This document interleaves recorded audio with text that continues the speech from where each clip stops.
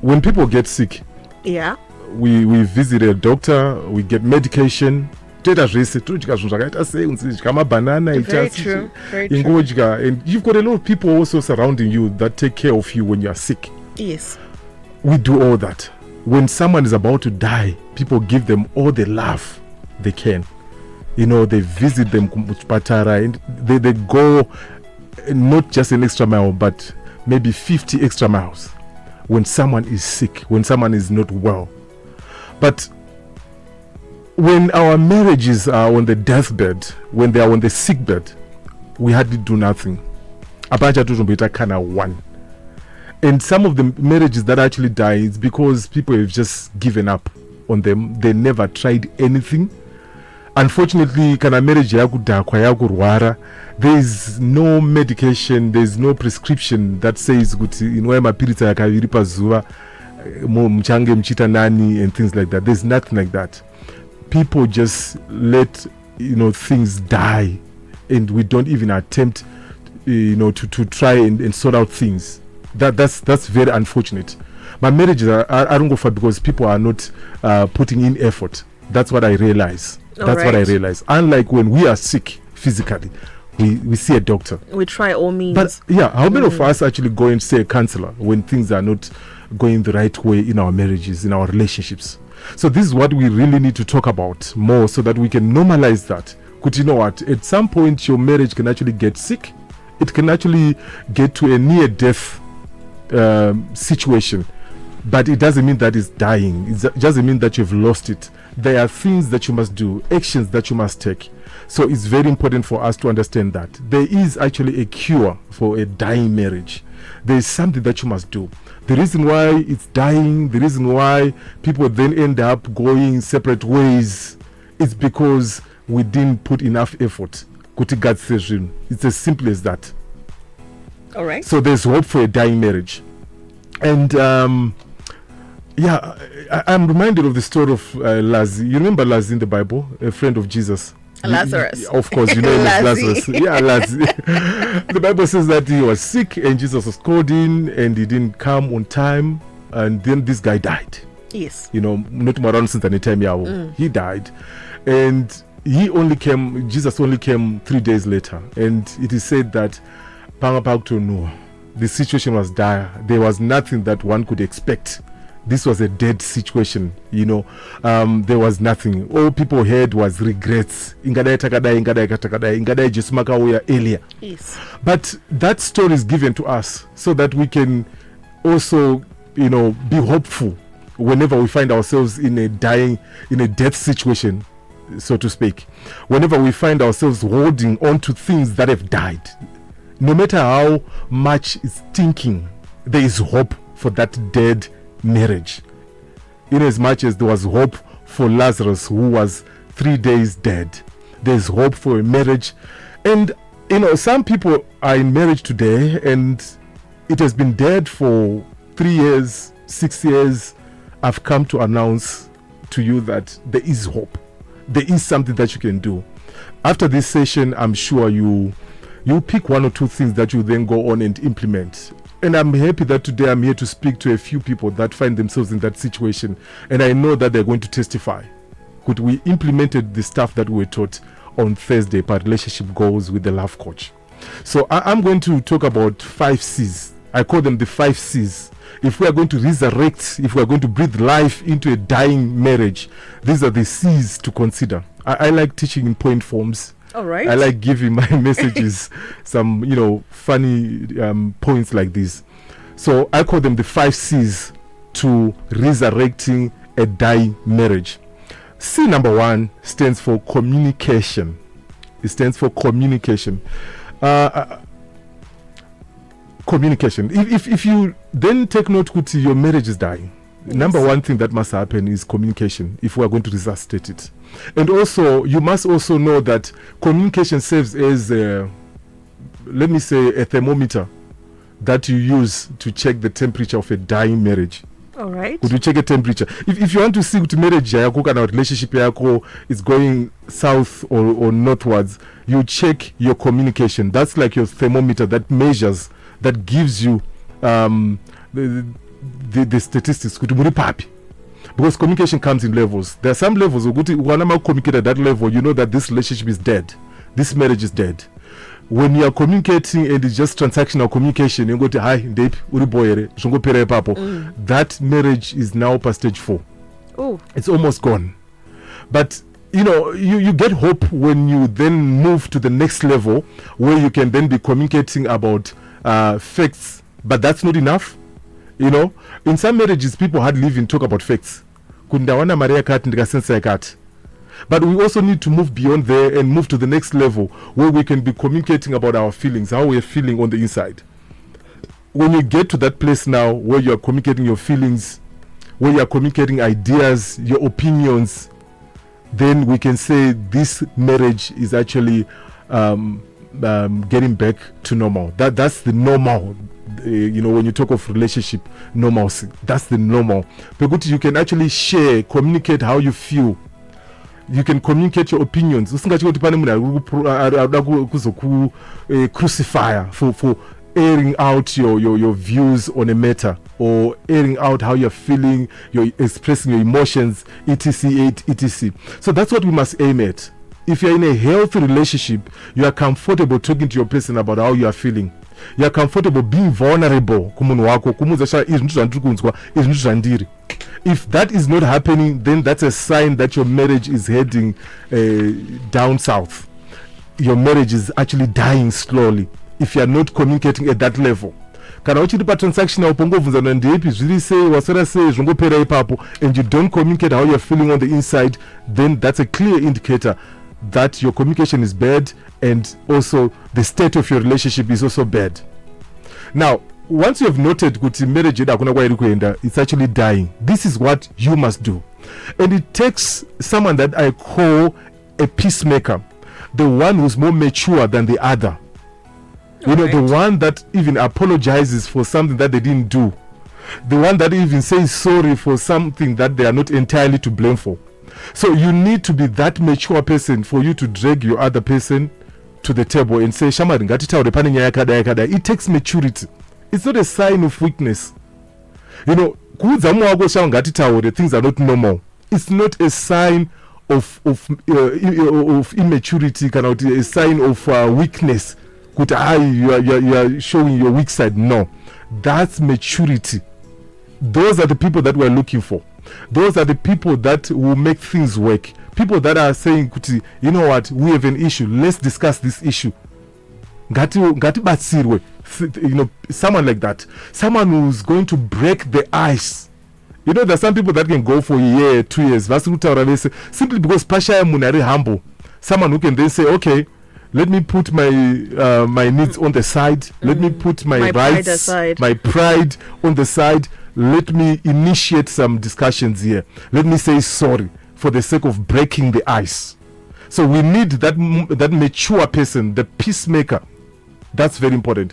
And for all that to happen, e-communication, those are communication skills that are needed there. So it's very important for us to have that person who initiates the communication.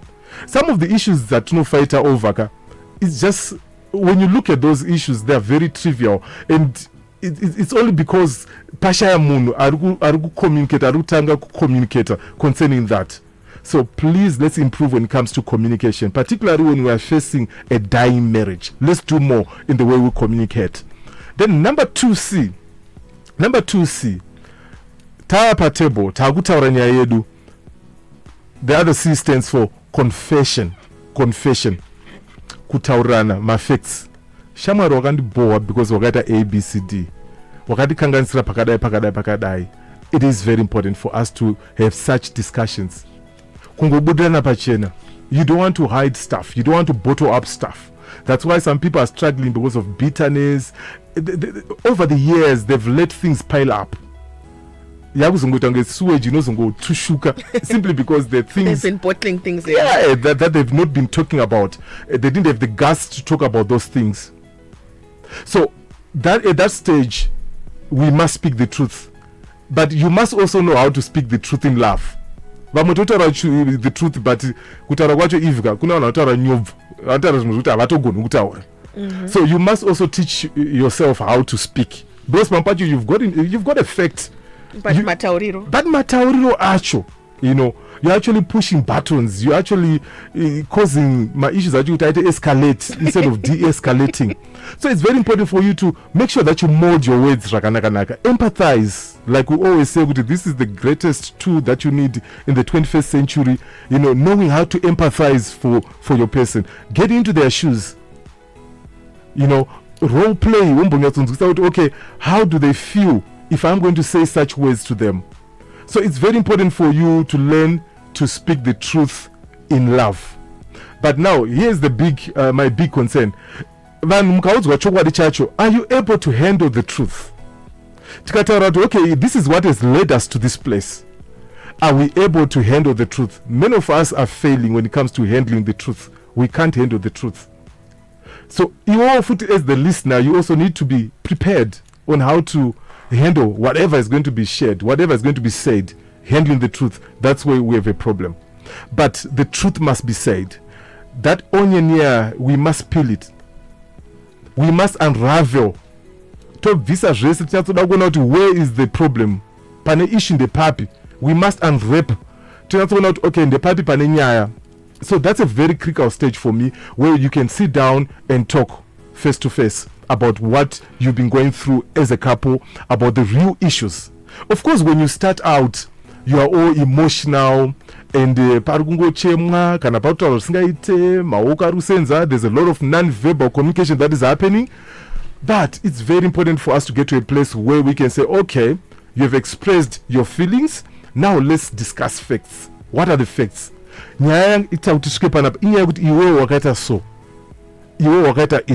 So let's come down to that place where we discuss the facts. For us to get there, let's unravel, let's unpack, let's remove all these things that are surrounding that matter. But Kashichi culture, you find with most of the things that we're fighting over, it's not about the real issue. It's simply because of the smoke that is in the air. It's because of what then happened, the symptoms, other things that have nothing to do with the core issue that you're fighting over. Waka taura series about my mother or my father. Okay, yes, ndonya, that's the core. But you find we then begin to fight over how we reacted to that. We begin to fight over the smoke that came out of that. So it's very important for us to try to go back to the core and deal with the core. Then we address the issue right from the roots. So let's discuss the facts. Pampage is very tempting to remain in the emotional zone where you are crying, where you are doing all manner of drama, throwing tantrums and all. But it's important for us to get down to the fact.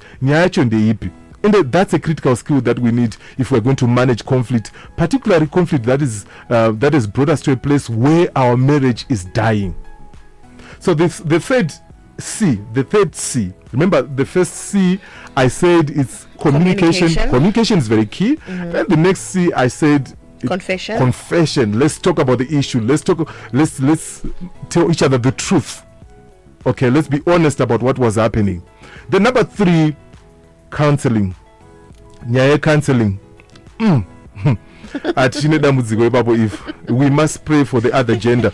Of course, I won't mention which gender. Yeah. But wanochika counseling pastor, counselor. They don't want to hear that. They will give all manner of excuses. I'm man enough, not to sit down before another man. I can't do that. I can sort out my own issues. Of course. That's our belief. But you know what? God placed us in societies, in communities where, if we have issues, there are other people that we can go to and get help from. Remember Moses had his father-in-law to go to, yes. And he advised him. So there are people that have been placed in our lives. Not to criticize or to embarrass before them. No, for the purposes of helping us. It is very important for us to consider counseling. Because many times after the confession that we spoke about, after trying to resolve the issue on your own, you reach what we call, in some cases, what we call the gridlock.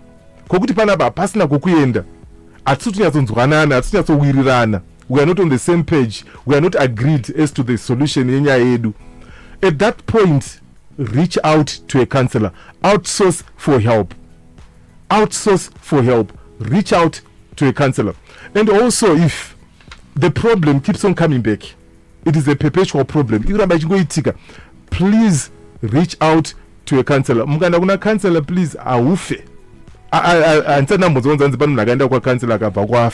You don't die. So please consider counseling. It has many advantages. It will help you see other things, or see things from a different perspective. So it's very important for you to consider getting a counselor. And where do you get these counselors? If that's why it's important for you to belong to a community. Kuchechi cheko kana usingando chechi kana burial society yo, it can be a very good community where you can get wise counsel, because at the end of the day you just need to hear someone say, you know what, work on it, work on it. You're not the only one who went through that. You can conquer. So we need counselors. We need people that we go to. Like I always say, there's a difference between gossiping your issue and getting counseling. When you gossip your issue, you're simply telling someone that you know has no capacity to help you. But when you get counseling, you're going to someone who, you know, these people or this person is pro-marriage and this person is pro-family. They are going to help us. They're not going to take sides. They don't know us. They don't know our issues. That's the right person to talk to. But sometimes we just gossip our issues. Even I mean, you go kuna tete vari ameno kodu kumusha kwa mazviwa uko vasingazene zveTikTok, and then you vataura kuti tete ndikunetsana nemdzimai wangu because she's always on TikTok, and that tete kwa mazviwa kushava nuko will be like, what's TikTok naye mwanangu? You have simply gossiped the issue because you didn't get help. So you then need to look for people that can actually help you, people that have the experience, people that do not take sides. Vanhu vasiri kutopinda nemoyo, because kanobatsirwa nemunhu ari kupinda nemoyo they are going to take a side. If you come to me, you know, and you are my sister, I'm definitely going to take your side. Obviously, yes, you have to. I don't need to hear the whole story. Just because this is my blood here, I'm going to stand in your corner. But it's important for us to look for people that can actually help us. Let's normalize outsourcing for help people. Let's normalize counseling. It's very important. Remember, I said that you can get counseling from church, you can get counseling from a society or a community that you belong to, and I believe that some organizations also have other departments that can also take care of such needs. Kumabasa kwedu, I'm sure there's the HR department, or you can engage an EAP, employee assistance practitioner, who can actually help with such matters, particularly those matters that are to do with relationships. Then number 4, there has to be connection. That's the 4th C. There has to be connection if we are going to resuscitate that dying marriage. Number 1, we had said that there's got to be communication. 2, confession. 3, counseling. Then number 4, connection. After coming from counseling, you know, you've got to be very intentional about doing certain actions that will connect you more. After coming from counseling, it's like you've opened that wound, you've spoken about things that you're not talking about for all this while, and obviously for some people it's going to escalate. But you need to understand that you now need to put in some effort in terms of connecting with your person. There are things that you must do. I'm always saying this, for us to connect, there are certain rituals that must be happening. There are certain actions that must be happening that will then lead us to that connection that we want. We must work on it. Remember, marriage is work. Work on it. Do things that you're not comfortable doing. You know, I'm here to come across someone who says, you know what, I enjoy kissing my wife on the cheek every time when I'm leaving for work. It's not you. But you actually force yourself, like literally forcing myself with, you know, I have to kiss this person, though I don't like ritual. it. I mean, I get a face. It takes intentionality to do that. Oh wow. Yeah. So you've got to be intentional. You've got to work on it. You're going to do the most uncomfortable things for you to get there, for you to connect. Put some work into it. Or rather, practice what we call beads of connection. Beads of connection, you know, just trying to do a little thing. Okay, let's go out for coffee. It's not much. It's just a cup of coffee. And as you do that, you are connecting. You're connecting. So there are small little things that you can then bead. You can connect as you use those beads. Very important. And you make what we call repair attempts. Whenever there is a damage or whenever there is something bad, chaitika in our relationship, at least one of us must actually make an attempt to repair that relationship. Right. So because of our time, Pastor, Yes. I think I'm going to quickly ask you to just give us the number 5. Okay. Under a minute. All right. The number 5 is collaboration. Collaboration. It takes team effort for you to resuscitate a dying marriage. I've met some people that are very frustrated, because it's just been one-sided. The other end, there's nothing coming. The other person is not even putting effort. So, guys, gents, ladies, it takes 2 to tango. The marriage cannot be resuscitated if it's just one person who's working on it. Jesus stood before the tomb of Lazarus and he says, Lazarus, come out. And when he came out, he instructed people to actually unbind Lazarus. So there are other people that were there to just unbind, to just do the unbinding. So it takes 2 to tango. You can't do it on your own. I'm speaking to someone who's so tired and frustrated of doing it eager.